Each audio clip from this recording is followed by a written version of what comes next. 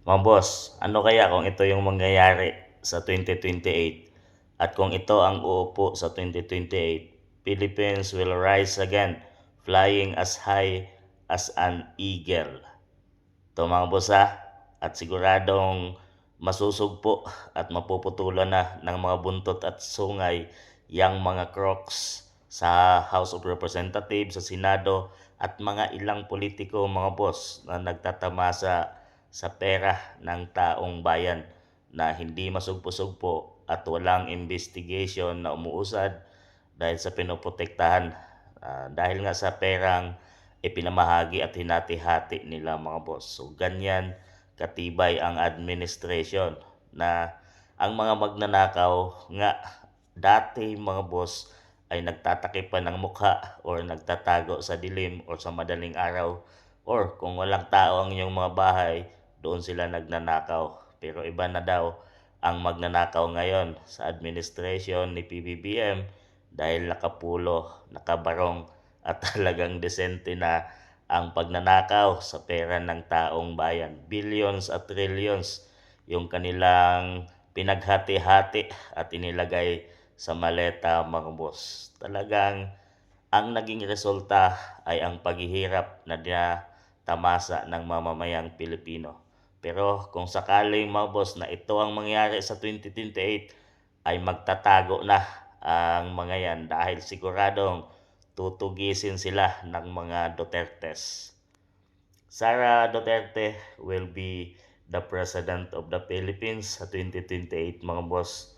At itong mga Dutertes na to ay magla-line up sa gobyerno ay siguradong mapapaganda ng ating bansang Pilipinas at tapos na ang laban sa korupsyon. Baste Duterte, Speaker of the House of the Representatives. Pulong Duterte bilang Senate President. So, dahil nandyan ang lakas sa dalawang ito mga boss sa House of Representatives at Senate President, kaya naman pinagtatakpan ng mga ito ang mga nangyayaring kabulastugan ng administration ngayon ni PBBM. Omar Duterte, House of Representative Majority Leader. So ito yung ginagampanan ni Sandro Marcos ngayon mga boss. January Duterte bilang Mayor of Davao City. Yan Harold Duterte bilang Vice Mayor of Davao City at Rodrigo Duterte II bilang Deputy Speaker. So yan mga boss, Dutertes, naniniwala ba kayong sila ang magtataas at magpapabago sa takbo ng Pilipinas ngayon mga boss na puno ng korupsyon at puno ng paghihirap na ibinigay sa mamamayang Pilipino?